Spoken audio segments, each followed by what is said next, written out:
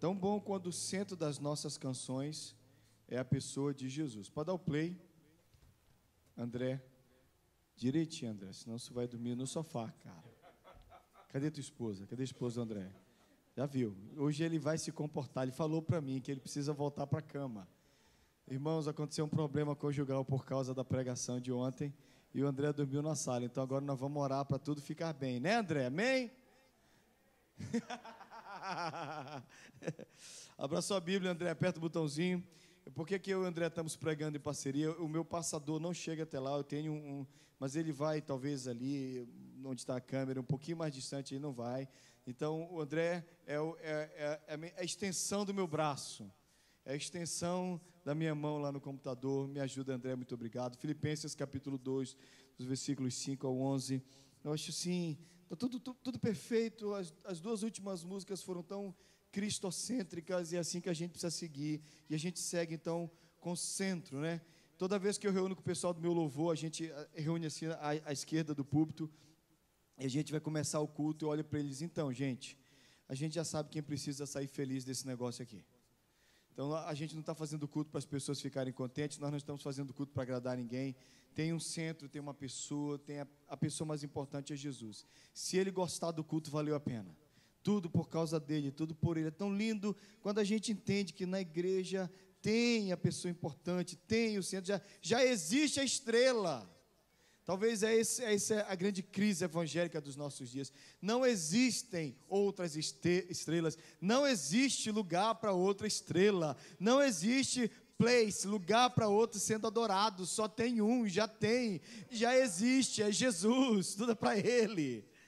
E é por causa de um texto como esse, Filipenses 2 diz: tende em vós o mesmo sentimento que houve também em Cristo Jesus, pois ele, subsistindo em forma de Deus, não julgou como usurpação ser igual a Deus, antes a si mesmo se esvaziou, assumindo a forma de servo, tornando-se em semelhança de homens e reconhecido na figura humana.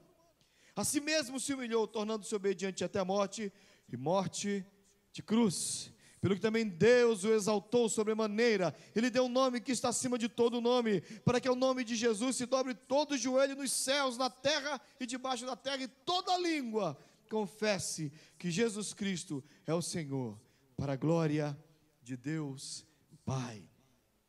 Esse é o centro da nossa fé. Esse é o centro da fé cristã, protestante, evangélica, e tudo que destoa disso não presta. O centro da nossa fé é Jesus. E a razão de tudo é Jesus. Você precisa de um motivo, Jesus. O meu pastor dizia que o meu pastor dizia: você não sabe sobre o que pregar? Prega sobre Jesus. Esse é o tema mais importante de todos. Mas eu estava pensando em pregar sobre Zacarias, meu filho. Não sabe. Prega sobre Jesus. Porque a Ele a glória, a Ele o louvor. Ele é a pessoa mais importante. Mas para entender tudo isso, eu queria que você assistisse um vídeo. Não tem legenda, mas é muito simples. Pensa no desafio de um pai que tem um filho muito, mas muito, muito especial. É esse vídeo. E ontem, no meio do louvor, o Renanzinho, como é que é o nome do teu filho, Renan? O Noah. O Noah vinha aqui e o pastor estava começando o culto. E o Noah vinha ali e falava: pai! Ele está falando pai ou papai? Papai!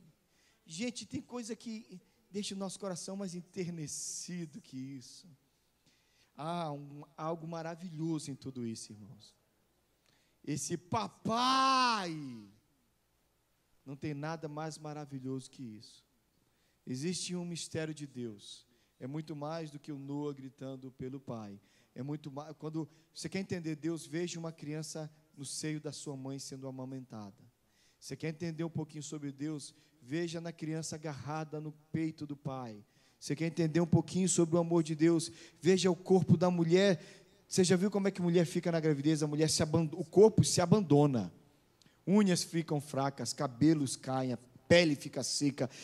A mensagem mais incrível da gravidez para mim é: tudo em mim se abandona, porque existe alguém por quem eu estou doando tudo.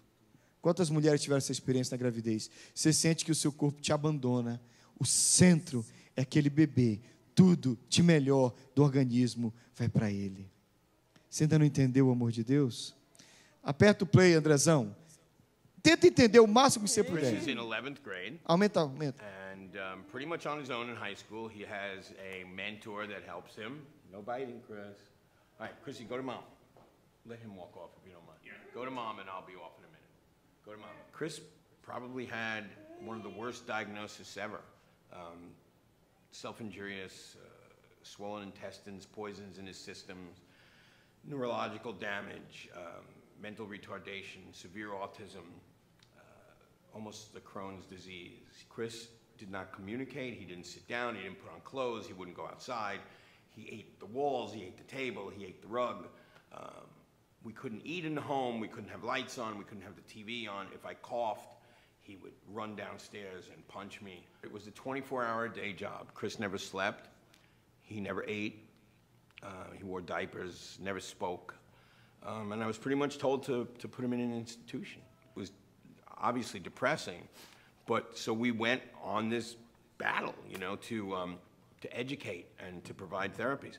His mom went and studied everything she could get her hands on. She visited hospitals and schools and Johns Hopkins and Kennedy Krieger and Rutgers, and she set up a school in our home. Our home became a school. It was one of the first centers of ABA, which is Applied Behavioral Analysis. We set up intern programs with kids from Penn State and Franklin and Marshall, and we began teaching Chris. I thought to myself, if he's happy, if he stops hurting himself, you know, if I could hug him, that would be the greatest gift in life. And we continued against all odds, and he got better. I was telling him that you go to Elizabethtown. Where do you go? Elizabethtown, Utah. Elizabethtown High School. Elizabethtown High School. And we're very proud of that, right? And we collect a lot of movies. We buy movies. Yeah, so I'm going to just talk about you because I love you. Can I have a kiss? The thing I've learned most over the years is to be a parent first. It changed my life completely, put me in another direction. I was able to love unconditionally. And I never thought of him as this poor, broken human being that we need to cure. You know, he's not sick. You're trying to get me to go? Pode passar. Liga a luz para mim. Quando eu assisti esse vídeo a primeira vez, eu fiquei pensando, uau, que preço que esse pai paga. É duro. Ele e a mãe trabalham, como ele disse, é um trabalho de 24 horas por dia, sem parar, pela saúde do garoto. Amor, ele fala de amor incondicional. E aí a gente pensa e diz, onde é que eu conheço essa história? De onde é que eu conheço alguém que ama e tem tão pouca resposta desse amor? Porque tudo que ele desenvolveu para esse filho, e parece que ele trabalha muito, e parece que a esposa trabalha muito, e parece que eles se dedicam muito para que o filho tenha uma vida como eles esperam, mas há um amor no coração desse homem, e eu conheço o eco desse amor. Você já parou para pensar o quanto que custou para Deus ser teu pai? Porque eu acho que você assistiu o vídeo, você pensou, cara, esse pai trabalha pra caramba, essa mãe trabalha pra caramba para ser o pai desse menino, para ser a mãe desse menino. Mas eu queria talvez falar da coisa mais importante da nossa fé. Você já parou para pensar o custo da paternidade para Deus?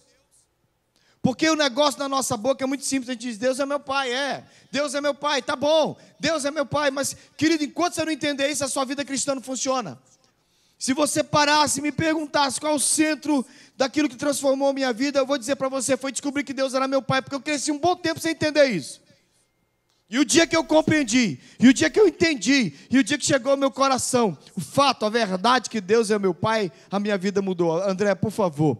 Então ouve em nome de Jesus. Eu queria convidar você a pensar sobre o preço da paternidade. Não o preço da paternidade do meu querido Renan, não o preço da minha paternidade como pai do Gabriel, da Ana, dos irmãos aqui que são pais, das irmãs que são mães, mas eu queria que você pensasse no que custou para Deus você chamá-lo de pai. Porque para nós é um negócio como se fosse chiclete, está na nossa boca, a gente usa e joga fora a hora que quer. Deus é meu pai, Deus é pai de todo mundo. Não, Deus não é pai de todo mundo. Custou muito caro esse negócio de pai. Paternidade é um assunto fundamental para Deus. Paternidade é o centro do evangelho para mim. Porque Jesus veio e a primeira coisa que Ele nos ensina a chamar na oração, por todo o Antigo Testamento, a gente chamou Senhor, Excelso, Jeová, Elohim, Yahvé, diga o nome que você quiser. Você passa chamando Ele de El Shaddai no Antigo Testamento. E aí quando Jesus vai nos ensinar a orar, Ele diz, gente, vocês vão dizer assim, portanto orareis assim, Abba. Gente, isso é revolucionário. Ninguém chamava Deus de Pai naquela época. Nenhuma religião ousava chamar o seu Deus de Pai. E Deus nos presenteia com isso. Tem coisa mais maravilhosa do que ser filho de Deus? Será que você entende isso? Querida, eu não estou falando o que você entende na sua lógica, porque a maioria de vocês entendem isso perfeitamente. Falar que Deus é Pai, numa igreja evangélica, todo mundo entende. Deus é seu Pai, é meu Pai. Deus é seu Pai. Se eu perguntar aqui quantos são filhos de Deus, todo mundo levanta a mão. Agora, disso se tornar realidade, existe uma grande diferença. Sabe como é que é a paternidade para nós? É como aquela mulher que trabalhou para alguém da nobreza na Inglaterra, e aquela mulher, depois de muito tempo, foi aposentada, e ela estava passando fome, passando necessidade, com problema nos pulmões, tão fria que era a sua casa lá na Inglaterra. O pastor foi visitá-la, a casa da mulher era pobre, a casa da mulher era ridícula, a casa da mulher era com caixotes nas paredes, tapando o vento daquele frio inglês. Então a única coisa bonita que tinha na casa era uma moldura. O pastor chega e diz, o que é isso aqui, minha senhora? Ela diz, olha, pastor, por muito tempo, reverendo, eu trabalhei para uma mulher da nobreza. Trabalhei na casa, servia a ela, os filhos, os netos. Então quando ela estava bem velhinha, ela me deu esse papel como presente, mas eu sou analfabeta, eu não sei ler. Mas ela me foi tão preciosa, ela foi uma patroa tão boa, que eu mandei moldurar com o restinho de dinheiro que eu tinha e coloquei aqui. Essa é a melhor recordação que eu tenho da minha patroa. Então o pastor diz, eu posso levar isso aqui para alguns amigos meus, advogados, a verificarem. Ela disse, por favor, pastor, muito cuidado, isso é muito importante para mim. E o pastor leva, você já matou charada, era o título de posses, de bens, era uma espécie de herança, era uma série de coisas boas que aquela mulher tinha direito, e aquela mulher estava passando fome. Ela estava passando necessidade, com a riqueza pendurada na parede, sem entender o que ela tinha. Esse para mim é a melhor imagem, é a melhor foto, é o melhor retrato dos crentes dos nossos dias. A gente está passando necessidade e a gente pega as coisas e diz assim, olha que linda a palavra de Deus, Jesus disse isso aqui, mas o fato de você entender que Jesus disse alguma coisa, o fato de você entender na lógica, não significa que isso é realidade na sua vida. Então isso precisa descer para o seu coração. O que Deus fez por nós foi incrível. Você já pensou? Por favor, pensa comigo no preço da paternidade. Me ajuda aí, André. Pensa, quando eu leio o texto de Filipenses, que fala que a gente tem que ter o mesmo sentimento que houve em Cristo Jesus, eu penso que o preço da obra da salvação foi tremenda, para que você diga, eu fui salvo. Gente, esse é o Evangelho, essa é a nossa realidade, e é disso que a gente vive. André, pode apertar de novo. Em primeiro lugar, o preço foi um preço de renúncia. Jesus deixou a sua glória e veio viver esse mundo. Nada se compara a isso. Você fica olhando aquelas... A gente vê umas coisas bobas, né? A gente acha impressionante, às vezes, uma celebridade, alguém muito importante, alguém muito famoso, algum ator, ou algum cara muito rico, vê uma pessoa pobre, ela vai até essa pessoa e dá um abraço, vai lá e leva uma coisa, vai lá, faz alguma obra de assistência social, as pessoas ficam, oh, como ele é nobre, oh, como ele é bom. Querido, você sabe o que é nobreza? É um Deus se fazer homem. É um Deus se fazer homem pequeno. É um Deus nascer numa manjedoura. É um Deus viver para morrer. É um Deus deixar a sua glória e vir morar aqui. Você acha que se você tirar um cara de uma cobertura linda, maravilhosa, colocar debaixo de uma ponte é humilhação? Não. Humilhação é sair da glória do céu e viver nessa terra. O preço da paternidade para Deus foi um preço de renúncia. Ele abriu mão da sua glória. Não é assim que a gente canta? Abriu mão da sua glória e semelhante a um homem se esvaziou, servo o tornou. O que Deus fez por nós foi maravilhoso. O preço, queridos, que o Senhor pagou para que nós fôssemos pai, foi renunciar a tudo que Ele tinha para vir viver entre nós. Alguém já fez isso por você? O que renunciaram por amor a você? Deus não somente renunciou, obrigado André, me ajuda mais uma vez, Ele é o preço de renúncia, mas foi um preço de humilhação, viver aqui, ser cuspido, ser diminuído. O nome de Jesus foi tantas vezes solapado por todo tipo de vergonha. O nascimento dele até hoje é questionado por teólogos, por professores, por gente, por ateus. Gente, você já parou para pensar que até hoje a dignidade do nome de Maria e de Jesus continua sendo jogada na lama? Ele é Deus. E se fez homem. E como o homem foi humilhado desde o nascimento, diziam que ele expulsava demônio pelo poder do demônio maior, que era Beelzebul. Na cruz foi xingado, foi cuspido, foi desmerecido. Gente, você já pensou no que nós passamos? Esse é o centro da nossa fé. O centro da nossa fé é um Deus que se humilha. E ou a gente pensa nisso, ou a nossa alegria não vem. Ele foi humilhado. Isaías 53 fala que ele era homem de dores, que conhecia o que era sofrer. Ei, querido, como é que a gente pode viver essa vida sem perceber a humilhação de Jesus? Você acha que você é humilhado pelo seu patrão? Você acha mesmo que você foi humilhada pela tua amiga que expôs você? Você acha mesmo que você foi humilhado pelo seu pai, pela sua mãe, pelo seu irmão? Humilhação o Senhor Jesus tem sofrido até hoje. E tudo isso Ele pagou por amor a você. Ninguém jamais te amou desse jeito. E o terceiro preço para mim, que o André vai me ajudar, é preço de morte. É preço de cruz. É preço de dor. Ah, gente... Mulheres nos ensinam tanto, porque para vir a luz, uma criança vem debaixo de muita dor. E nós não temos essa opção aqui na América de, eu vou escolher o dia da cesárea. Não é não, meninas? Quem deu a luz aqui nos Estados Unidos sabe como é que é. Vai dar sim, vai. Está doente, fala assim, não, você vai conseguir, vai dar. Lá no Brasil, cesariana é um negócio que assim, espirra cesárea. Não é assim? Aqui não. Aqui é com dor. É com muita dor. E foi com muita dor que Deus deu a luz a esse povo. O amor de Deus está presente no lar. Quando Ele mostra que é com dor que um pai gera um filho, que uma mãe gera um filho. O preço de Deus para nos trazer a esse mundo foi um preço de muita dor. Você já se sentiu amado? Eu falo sobre isso, queridos, porque a maioria dos nossos problemas é porque a gente não entende isso. A gente sabe, a gente vai na igreja, o pastor prega para nós, eu prego lá na minha igreja, o pastor Sandro prega aqui, que Deus renunciou, Deus se humilhou e Deus morreu por amor a você. Na pessoa de Jesus você diz, que bom, afinal de contas Ele ganhou a mim. Você é um grande prêmio. Uau! Eu estou meio cansado com as pessoas que aparecem na igreja, pastor Sandro, elas dizem assim, olha, eu fui uma grande aquisição para Jesus. Andaram aparecendo umas pessoas meio destruídas aqui nessa igreja, mas finalmente eu apareci aqui, nobre estirpe, bom nascimento, nunca fumei, nunca roubei, nunca matei. Olha, eu sou uma boa aquisição para Nova Esperança. É mesmo, miserável, desgraçado? Você não é boa aquisição para ninguém, você não vale nada, nem eu. Nós não somos nada. De onde vê essa soberba e arrogância no nosso coração? Deus não tinha que fazer nada disso.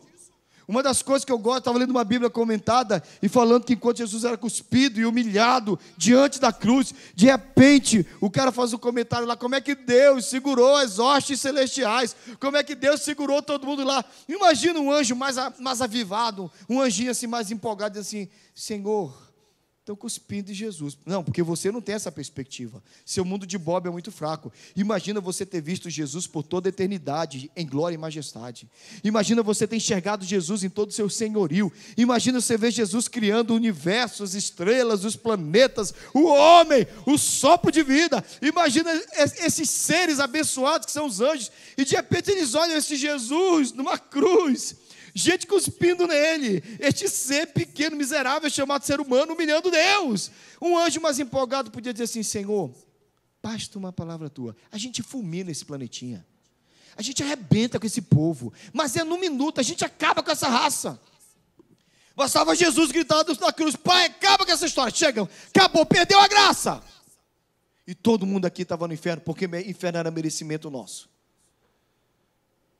É humilhação, renúncia, é dor e morte. Você já parou para pensar nisso? Aliás, irmãos, o que nos mantém na igreja é isso aqui. Por que Deus fez tanto isso? Por que nós temos filhos, irmãos? Eu tinha um professor no seminário, o pastor Sandro, que ele dizia, filho é um investimento de pelo menos 25 anos, do qual a gente não sabe se vai dar certo. É um investimento de pelo menos 25 anos que você não sabe quando vai parar de investir, porque depois dos 25 anos você continua mandando dinheiro, você continua... Nossa, esse é um jeito terrível de pensar. Esse ser vai mudar o corpo da sua esposa, esse ser vai te dar dor de cabeça, esse ser... Ontem era meia-noite, a minha filha saiu daqui 8 horas da noite, aqui do aeroporto, ela estava com a gente até ontem, pegou o avião 8 horas, o voo atrasou, chegou meia-noite em Boston, o filho mais velho foi buscar, eu só dormi quando eles disseram, chegamos em casa 1 da madrugada. Por que, gente, que a gente tem filho? Para que a gente traz essa dor de cabeça na nossa vida? Pior é nada, porque que a gente fica querendo, porque dentro de nós, uma coisa parece que diz, você só vai entender quando você tiver. Eu creio que os filhos só existem em nós, e essa é uma pegadinha de Deus, para a gente entender um pouquinho do quanto Ele nos amou. Porque não tem nada que mais alegre o seu coração do que pegar um bebê, se olhar nos olhos assim, você diz assim, mas é a minha cara. Tudo bem, o importante é ter saúde, mas é a minha cara. É muito bom. Por que Deus fez tudo isso? A resposta está no texto mais conhecido da Bíblia. Irmãos, qual é o versículo mais conhecido da Bíblia? Porque Deus amou. Tá bom, para aqui. O salmo mais importante da Bíblia diz que Deus amou. Acabou aqui. O salmo não, o texto mais importante da Bíblia diz que Deus amou. E a essência de toda a nossa relação com Deus é amor. Aperta o botão, por favor, meu querido André. Querido, você tem que entender uma coisa, Deus já te ama de forma plena. Não existe nada que você possa fazer para Deus te amar mais, nem nada que você possa fazer para Deus te amar menos. Deus já te amou antes da fundação do mundo, Ele te amou, Ele te escolheu, Ele traçou um projeto, Ele fez alguma coisa que você nem imagina. No coração dEle, mistérios, planos, projetos foram estabelecidos. O texto que nós acabamos de ler, Jeremias 29:11, diz, eu é que sei que pensamentos têm a vosso respeito, diz o Senhor, pensamentos de paz e não de mal, para vos dar o fim que desejais. Deus planejou, Deus pensou, Deus amou. E a essência desse negócio todo aqui é amor. Irmãos, igreja sem amor é grupinho chato, porque é um bando de xerife cuidando da vida do outro. Igreja sem amor é legalismo. É todo mundo querendo fazer que o outro obedeça às leis que você não está obedecendo. Igreja sem amor não faz sentido. Irmãos, a razão disso tudo é o amor de Deus. O que me segura aqui dentro é o amor de Deus. O que me segurou a vida inteira é esse amor.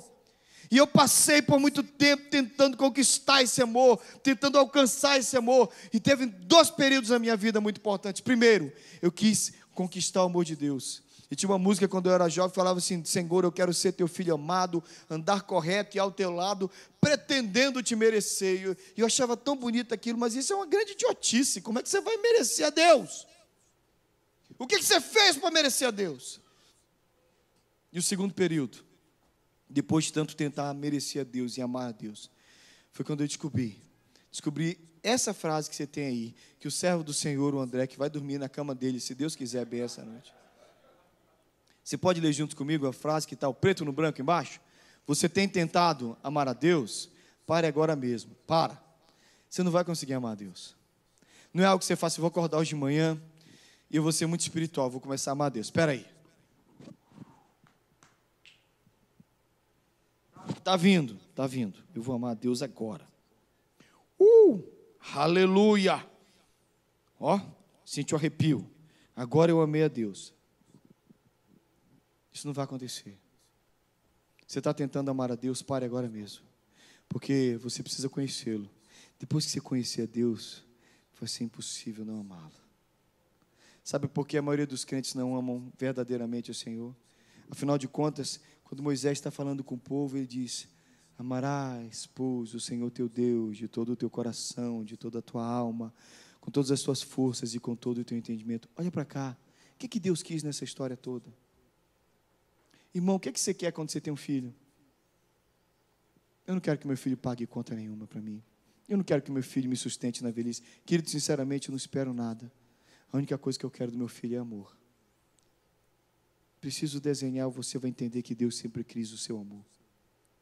Mas o amor de Deus no seu coração não vai sair na força nem na violência.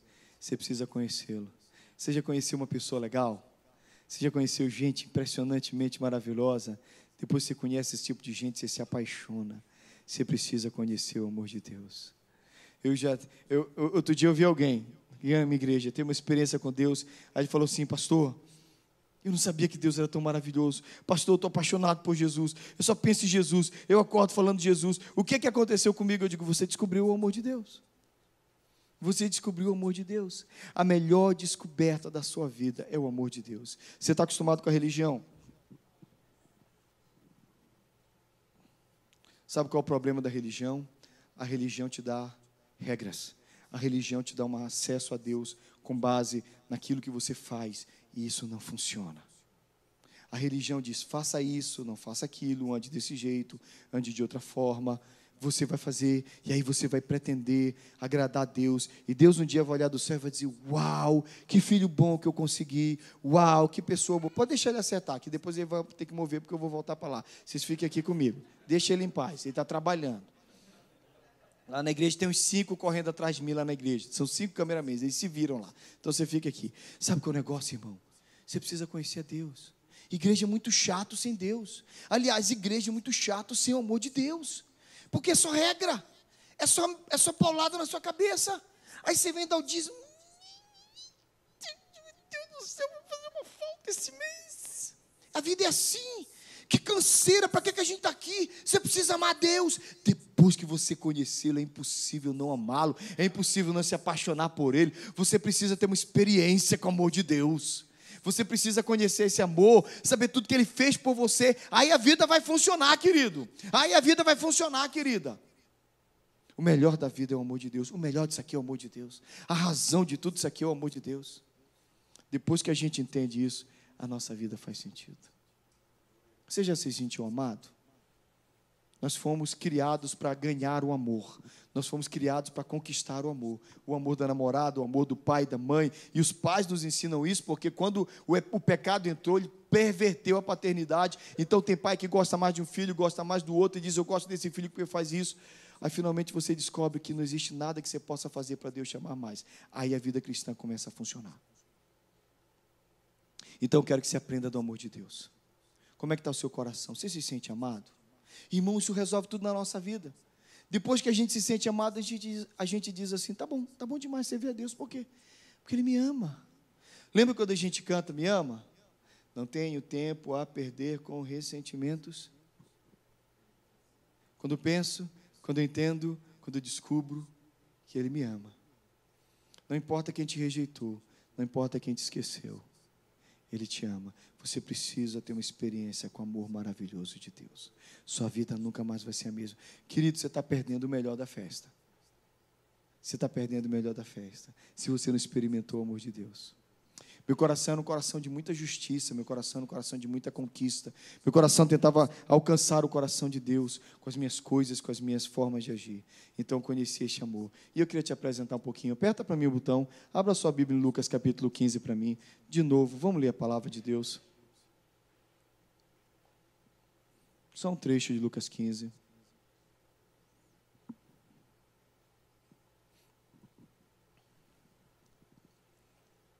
A religião nos aproxima, sabe do que, queridos?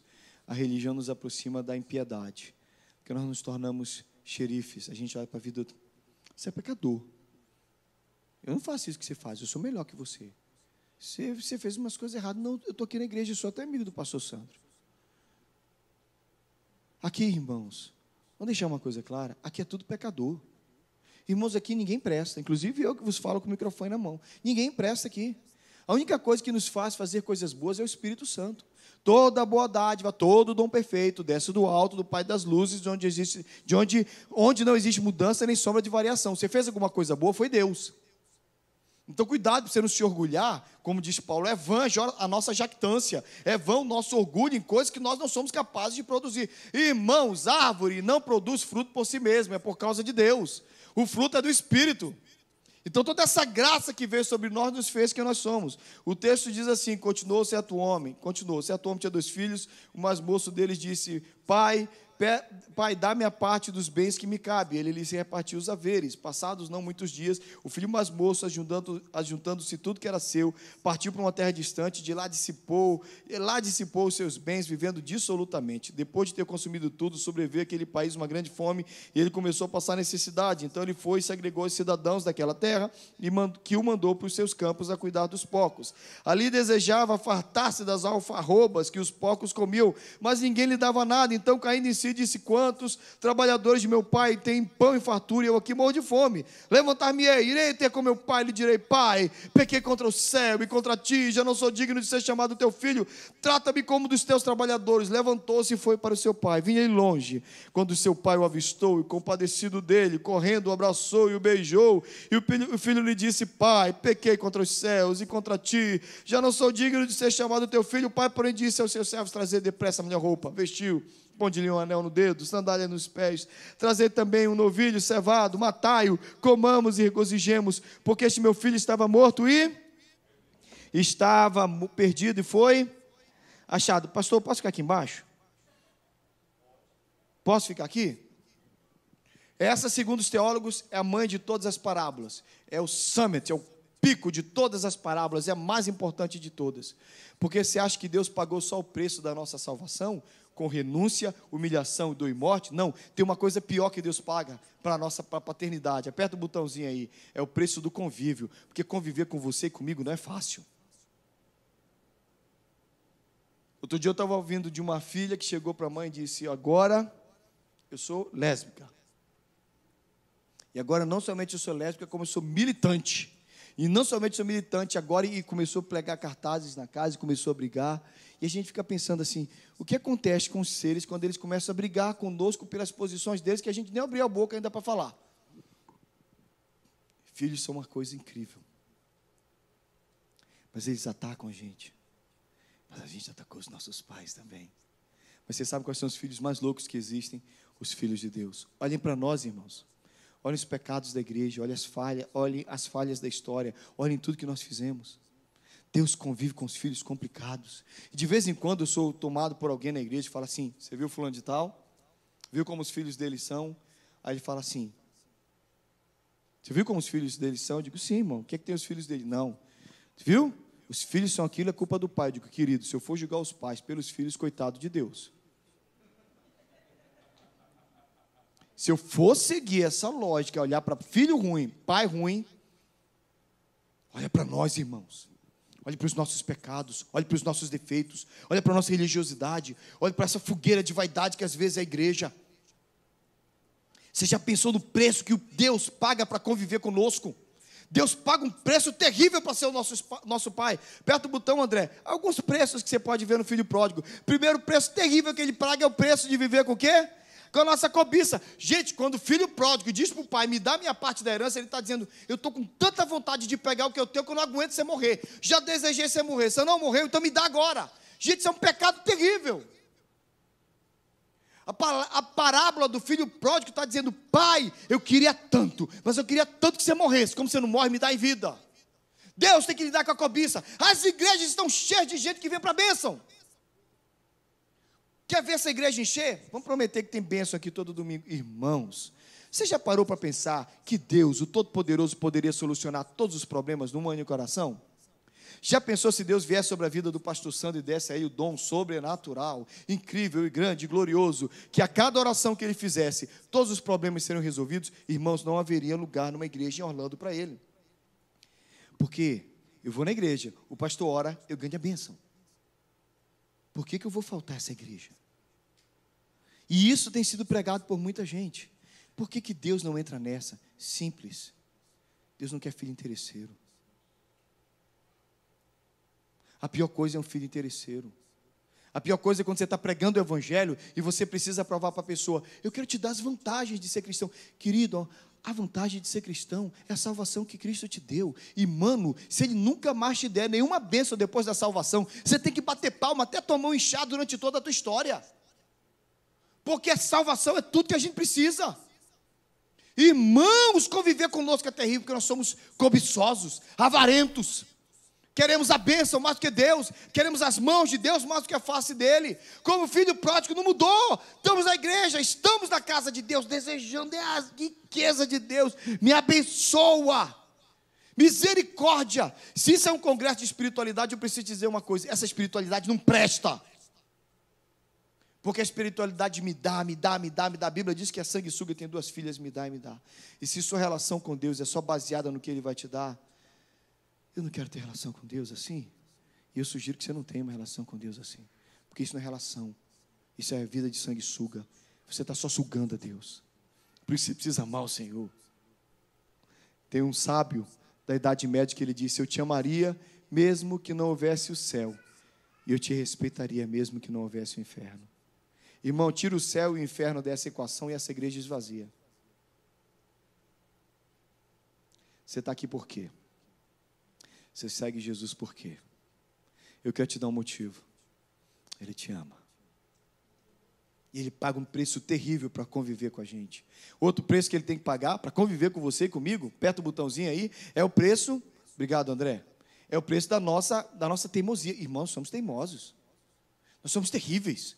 Nós teimamos. Irmãos, quem já pediu perdão por um pecado, chorando e cometeu esse mesmo pecado de novo? Levanta a mão. Alto. Alto. Levanta a mão. Em casa também, miserável, pecador. Somos nós. Nós somos ambivalentes, segundo a psicologia. A gente vai, Senhor, não faço mais isso nunca mais. E estamos lá de novo. Conviver conosco é terrível. Irmãos, nem eu me aguento. Deus tem que pagar o preço da nossa teimosia. O filho pega tudo e você acha que o pai diz: filho, fica aqui, tá bom, você já tem um dinheiro, fica em casa. Não, eu não somente quero o seu dinheiro, como eu quero ficar longe de você. Ou seja, o filho está dizendo: eu não somente queria que você morresse, mas já que você não morreu, eu quero os seus bens, mas eu não te quero. Deus, você é bom demais, mas eu não te quero. Isso machuca o nosso coração. Imagina que esse ser que você ama, que você beija, que você abraça, que está aí no carrinho, olha para você um dia assim e diz assim: você podia morrer, né? Eu dei muita aula sobre isso, uma missão de Udava. Eu lembro que uma vez eu dei uma aula para um rapaz, que ele chegou para mim, filho de um caminhoneiro, e ele brigou com o pai, e ele olhou para o pai foi se despedir antes de uma viagem e disse: pai, eu quero que você morra. Naquela viagem, o pai bateu com o caminhão e morreu. Aquele cara chorando falava para mim e dizia assim: me explica, como é que eu vivo com isso? Irmãos, a cura de todas as nossas dores está no amor do Pai. Quer cura para tudo quanto é esse tipo de trauma? Está no amor do Pai. Porque essa teimosia está em nós, mas o Pai ama. Aperta o botão, André, por favor, de novo. Deus tem que lidar, Ele não somente tem que nos salvar, mas Ele tem que lidar com o nosso afastamento. A gente quer ficar longe. Irmãos, a gente se afasta de Deus por qualquer coisa. Irmãos, uma página de Facebook, por exemplo, tem alguém assistindo esse culto, de repente faz plim, ele...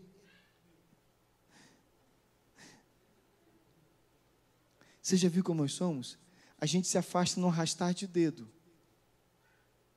A gente se afasta no rabo de saia. A gente se afasta numa barba bonita. A gente se afasta umas notas de $100, a gente se afasta distraído por um carro mais bonito, a gente se afasta por um cargo mais legal, a gente se afasta por qualquer coisa. Você já pensou que Deus tem que lidar com você todos os dias, sabendo que você se afasta por qualquer besteira? Se amaria desse jeito? Aperta o último botão aí, meu filho, tem mais um, tem mais 2 ainda. Ele tem que lidar com o nosso amor pelo mundo, porque a gente às vezes ama esse mundo. E o cara vai para lá, desperdiçou seus bens, gastou sua vida lá. E última coisa, para você não esquecer, é que quando ele volta para casa, que ele está tentando fazer uma festa, aperta o botão, o irmão fica com raiva. E ele tem que lidar com a nossa religiosidade. Que a gente fica assim, Uma vez um pastor resolveu contar isso na igreja, né? Que quando o filho pródigo chegou, o pai olhou para ele e disse: presta atenção, você gastou o dinheiro, você fez tudo que você queria com o dinheiro que eu te dei, você vai lá para agora, lá para Senzala, você vai viver com os outros escravos. Agora eu vou honrar o filho que ficou, porque trabalhou e me serviu. Hoje nós vamos fazer uma festa, não para o filho safado que voltou, mas para o filho que está aqui. Do fundo de uma igreja, uma mulher levantou: é assim mesmo que Jesus devia ter contado a história, pastor. Mas essa é a nossa lógica. Porque a nossa lógica, a nossa espiritualidade está baseada somente em merecimento. Nós fizemos por merecer. O filho devia ser honrado, o que ficou. O que saiu tem que ser jogado lá no inferno. Irmão, isso não é evangelho. Porque se for por merecimento aqui, ninguém vai para lugar nenhum, irmãos. Deus, para o inferno. Isso você já merece. Já tem, irmão. O inferno você já tem. Lembre-se disso. Então, onde é que nós estamos nessa história? Deus pagou um preço para ser nosso Pai. É o preço da renúncia, do amor, da morte, da humilhação. Depois Ele paga um preço de conviver com a gente. Aperta o botão, meu filho. Homem de Deus. Leia lá. Qual o preço da nossa filiação? Por quê? O que você pagou para ser filho de Deus? Quem pagou um preço aqui diz amém. Aperta o botão, André. Vamos ler juntos? Todavia, Deus, que é rico, hein? Pelo grande amor com que deu-nos vida juntamente com, quando em nossos, pela graça vocês são. André, aperta de novo, é o próximo texto ainda em Efésios 2, vamos ler bem forte. Porque, forte, mais forte. Sabe o que você fez para ser salvo? Nada. Nem conquistar o amor de Deus você fez. Irmãos, esse é o centro da minha fé. Essa é a razão da minha existência. Eu descobri isso e a minha paz chegou. Eu descobri que eu sou amado. Minha filha, eu não sei se eu contei essa história aqui, mas a Ana Luísa, com 3 para 4 anos, o Gabriel tinha um bonequinho do Power Ranger. E o bonequinho ficou velho. E o Gabriel não quis mais o bonequinho do Power Ranger. Ana Luísa pegou com 3 anos. E Ana Luísa, 2 anos, talvez também. E ela adotou. Gente, ela tinha bonecas lindas. Ela tinha brinquedos lindos. Por algum motivo, ela andava agarrada com aquele bonequinho para todo lado. Nós temos fotos na praia. A gente viajava para a Bahia. A gente morava no interior de São Paulo. Tem foto, a gente tem filmagem, a gente na Bahia. A gente no meio da praia com aquele negócio na mão. Sem uma perna, o bichinho estava tão detonado que ele não tinha uma perna. Quando o pau enende, porque ela falava pau enende, quando o pau enende sumia na casa, ela ficava, cadê meu pau enende? Cadê meu pau enende? E a gente fuçava a casa, levantava o sofá até que achava. Eu tenho esse bonequinho até hoje, está na minha gaveta especial dos meus tesouros. Porque um dia Deus começou a falar comigo, você entendeu o que está acontecendo? Eu disse, não. Você não entendeu mesmo, Thales? Eu disse, não. Qual o valor desse boneco? Eu digo, Senhor, acho que não vale R$3.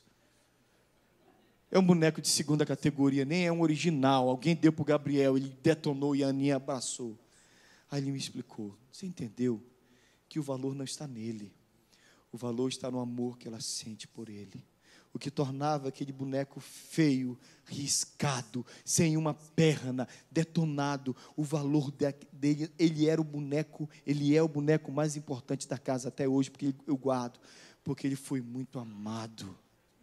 O valor não estava nele, o valor estava no amor depositado sobre ele. E aí o Espírito Santo começou a me falar sobre o amor de Deus. Querido, você é um boneco perneta, e eu também. Querida, você é uma boneca desgrenhada, detonada, olho que não vira. Você nem mais faz...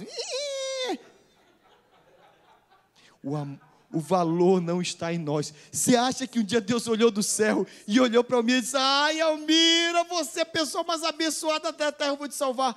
A Bíblia me ensina que Deus olhou para nós e não havia valor nenhum em nós. O centro da nossa fé é que nós fomos eleitos, não por mérito, mas porque Ele resolveu nos amar. Se você me perguntar por que a Ana ama e amou o Power Ranger, eu vou te dizer, eu não sei. Mas no coração dela, a minha filha amou aquele boneco. Se você perguntar por que Deus te amou, eu não sei. Mas Ele resolveu te amar. E não há nada em você que mereça o amor de Deus. Não há nada em você que faça você ser especial. Mas Ele te amou. E o Power Ranger, até hoje, é o brinquedo mais importante da minha casa. Todos os outros já foram quebrados. Todos os nossos bonecos foram embora. Os brinquedos dos nossos filhos já foram todos embora em yard sale. Mas aquele está lá. Aquele está lá. Porque foi muito amado. Quem é você? Você é o amado de Deus. Aperta o botão, André, por favor. Leia bem forte. O amor de Deus não é mérito nosso. Ele decidiu nos amar. Então a essência da nossa vida, a essência da nossa espiritualidade é simples, e vou falar aqui numa frase: o Eterno, sem motivo algum, resolveu nos amar e nos salvar e fazer-nos seus filhos. E nós não fizemos o menor esforço para isso. Por isso, uma das frases que eu mais gosto na fé calvinista é que aquilo que não foi ganho por mérito não vai ser perdido por demérito. Você não ganhou a sua salvação, também você não perde a sua salvação, porque quem te deu não foi o homem. O que mais me irrita nesse negócio, irmãos, eu sou calvinista, eu sou pentecostal, eu creio em orar em línguas, eu creio no poder, creio em tudo isso, mas eu sou extremamente calvinista. Eu não acredito que se perde a salvação por um motivo. Meu filho se chama Gabriel Novaes de Araújo. Não existe nada que ele faça nesse planeta que o faça deixar de ser meu filho. E se Deus faz com que a gente deixe de ser seus filhos por causa do nosso pecado, Deus é um pai pior do que eu. E isso não é verdade, Ele é muito melhor. Você acha que o livro da vida é alguma coisa, Deus fica assim, Deus pega, teu nome, minha filha? A Marta um dia aceitou Jesus, né? Essa é uma das expressões engraçadas que a gente usa, né? É Jesus que nos aceita, mas tudo bem. A gente entra na igreja e por causa da nossa bondade, a gente vai lá na frente, eu quero Jesus. Você acha mesmo que você veio para cá? Irmão, isso é o que você viu. O que fez você fazer essa decisão foi a graça infinita do amor dele, que te atraiu com cordas de amor. Aí a Marta diz sim pro apelo. Aí o anjo pega a caneta mágica lá no livro da vida, escreve, Marta do quê? Marta Faustino no livro da vida. Deus olha para Jesus, escrevemos o nome da Marta do livro da vida. A Marta sai toda crente da igreja, feliz. Um cara passa pertinho dela com o carro, quase atropela, ela chama um palavrão daqueles terríveis. Aí Jesus olha para o anjo, apaga o nome da Marta. Aí apaga o nome da Marta do livro da vida. A Marta chega em casa, agora eu sou crente, Senhor me perdoa porque eu chamei o palavrão. Jesus diz, escreve de novo, escreve de novo. Essa coisa mais estúpida que passa na minha cabeça. Mas eu criei assim por muito tempo.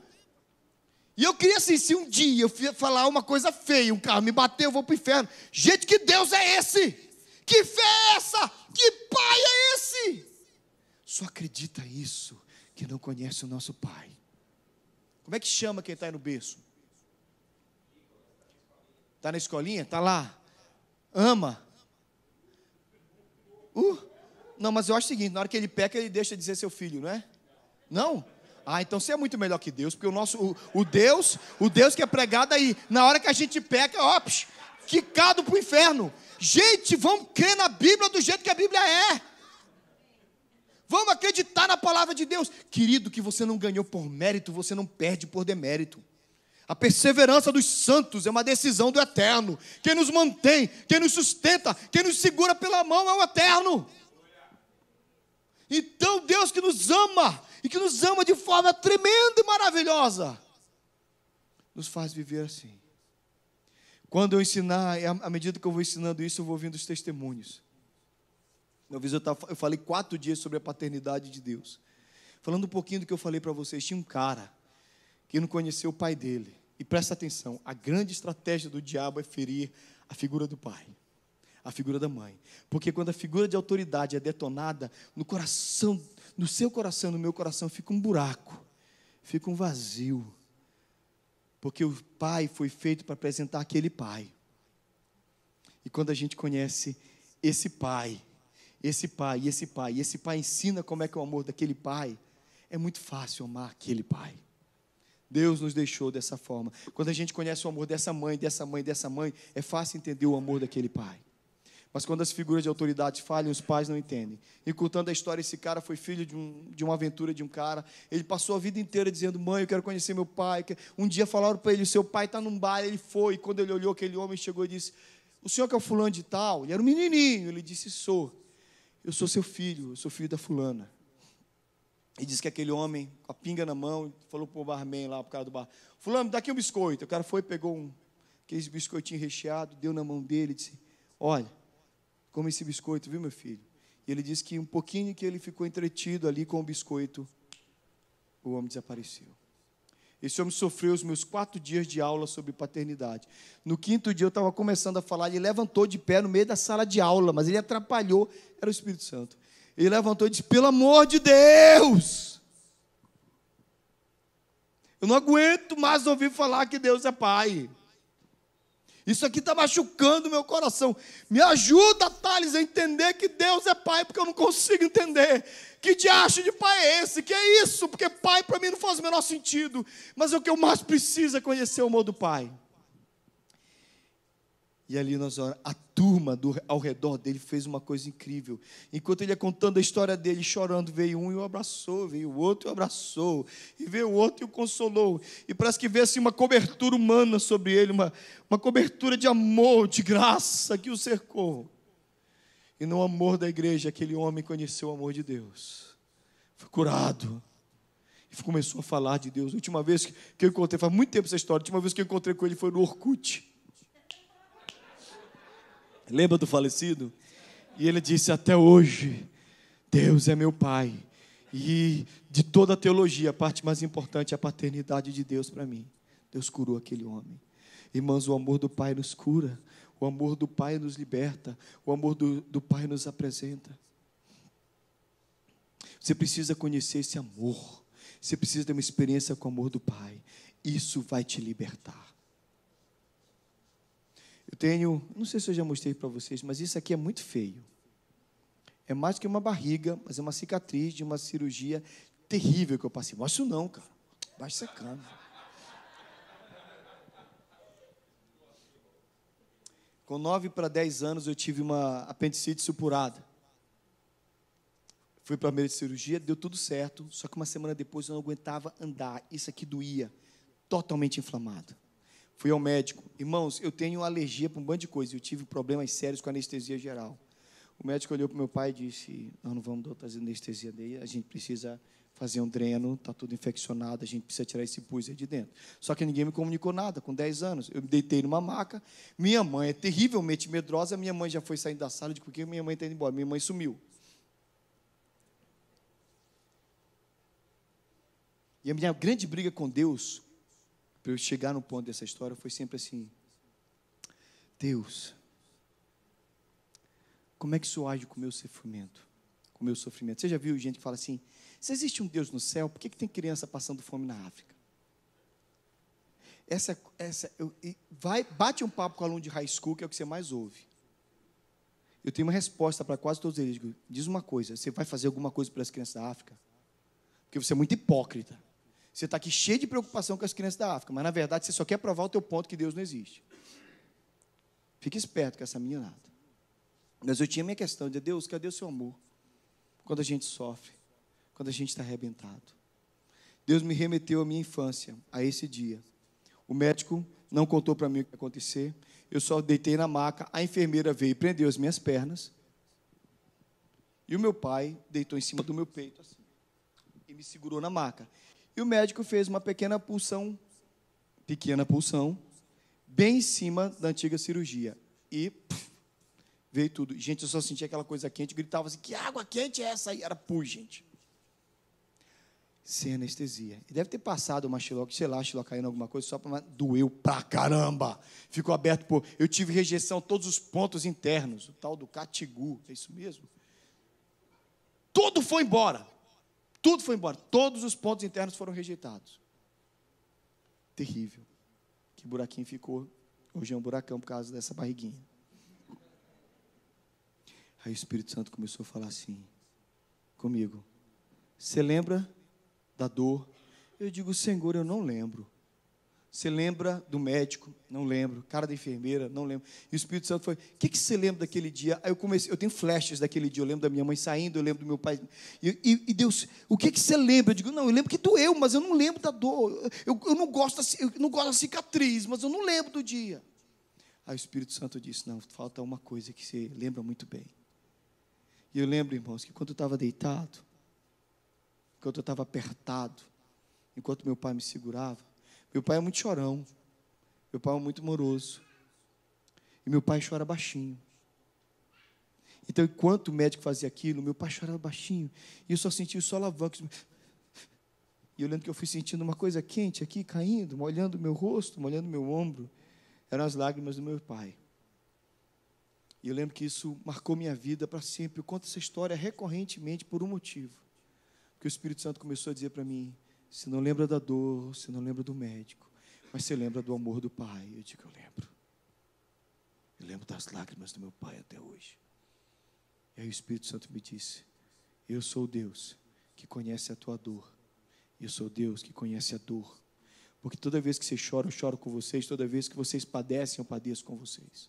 Você não tem um Deus que não possa se compadecer das tuas fraquezas. Sabe qual é o nosso problema, irmãos?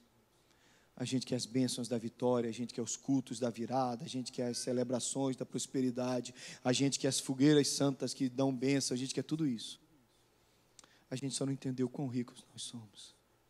Porque o melhor dessa história toda é o amor de Deus. O melhor de tudo isso aqui é o amor de Deus. O melhor de tudo é se acordar e dizer assim: me ama, Ele me ama. E não tem mais nada importante do que isso. Não existe mais nada importante do que o Noah gritando: Pai. Não existe mais nada nessa terra. Riqueza nenhuma supera a certeza que nós somos filhos amados de Deus. Se você quer ser feliz, lembre-se, para cada dor havia uma lágrima, para cada momento que você viveu, Ele estava lá. E a última história, para a gente terminar, eu queria continuar amanhã, dando aula. Uma menina, eu estava sentado, tinha dado uma aula, estava assim, Deus estava movendo, as pessoas estavam chorando, eu sentei. Uma moça bonita, ajoelhou assim do meu lado, apoiou assim, eu estava sentado assim, e ela disse: vem aqui. E ela estava chorando muito, e ela falou assim: Deus é pai. Eu disse: eu sei. Deus é muito bom para mim. Eu disse: eu sei. Ela disse: pastor, meu pai e minha mãe bateram com o carro, morreram num acidente terrível. Perdi o pai e a mãe, fiquei órfão. Os filhos foram divididos, mas eu era mais nova, e a menininha, disseram: para quem a gente manda a menininha? Para quem? Manda para o vovô. Mandaram para o vovô e para a vovó. Eu fui viver com meus avós. Pastor, meu avô me abusou sexualmente, desde os 9 anos até os 15 e pouco. Quando disse: chega, saí da igreja. O problema é que ele era crente, o problema é que ele era pastor, o problema é que ele era um monstro. Eu caí na vida, eu disse: nunca mais eu entro numa igreja, nunca mais eu canto um cântico, nunca mais eu ouço um pastor, nunca mais eu sigo uma religião. E ela andou errante pela vida. Mas ela disse: um dia eu passei na frente de uma igreja, pastor, e o amor foi mais forte do que todos os meus traumas, do que todos os abusos, porque algo como um imã me chamava para dentro daquela igreja, me trouxe. E ela assim, do meu lado, assim, com o cotovelo, escutando no meu ouvido, disse: pastor, Deus está me curando. Porque o amor que eu não conheci do meu pai que morreu, e da minha mãe que morreu, e do avô que me abusou, eu não conheci nenhum deles. Mas eu conheci no amor de Deus, no amor do Pai, que me curou. Eu sou uma serva de Deus. Essa moça é uma missionária, hoje prega o Evangelho. Para todos os traumas dessa vida, o único remédio que eu conheço é o amor de Deus, que foi manifesto na cruz em Jesus. Deus pagou um preço incrível para ser teu pai. Você não fez nada para ganhar isso. E a melhor espiritualidade é aquela que você chega e diz: que bom, Ele me ama. E aí, aperta o botãozinho, por favor, meu filho. O que Deus espera do seu filho? A gente conversa sobre isso amanhã. Curva a sua cabeça, feche os seus olhos.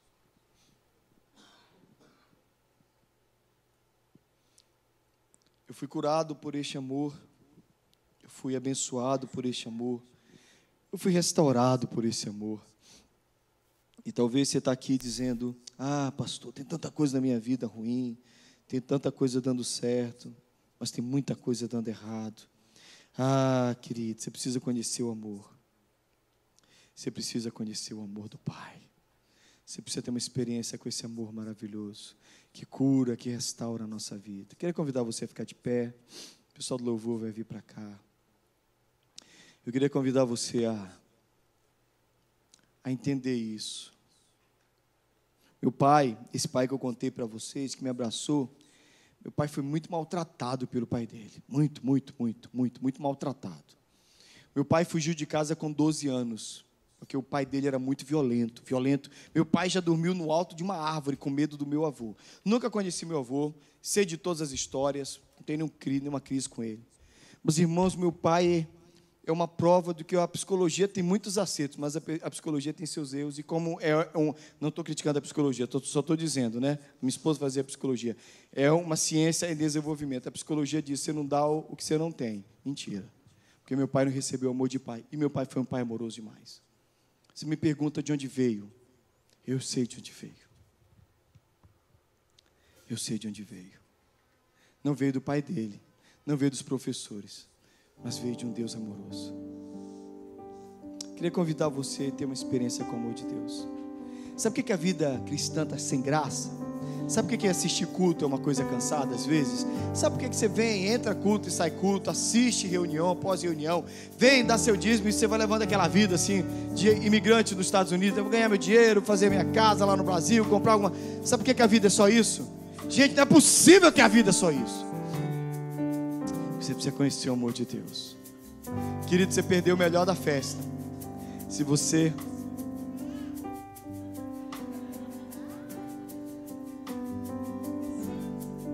Me ajuda. Você me ajuda? Você me ajuda. Sabe por que Jesus morreu na cruz? Sabe por que Jesus fez tudo isso? Só para nos ouvir chamando de pai. Por que o Renan tem um filho? Por que, meu amor? Porque nada se compara ao amor de um filho pelo pai. Você não tem nada, seu dízimo não é nada.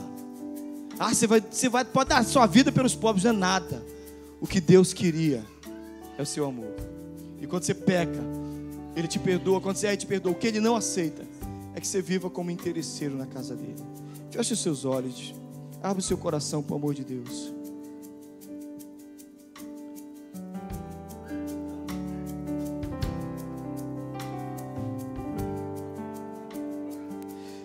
Eu queria pedir para você falar com Deus, dizer assim: eu quero te conhecer.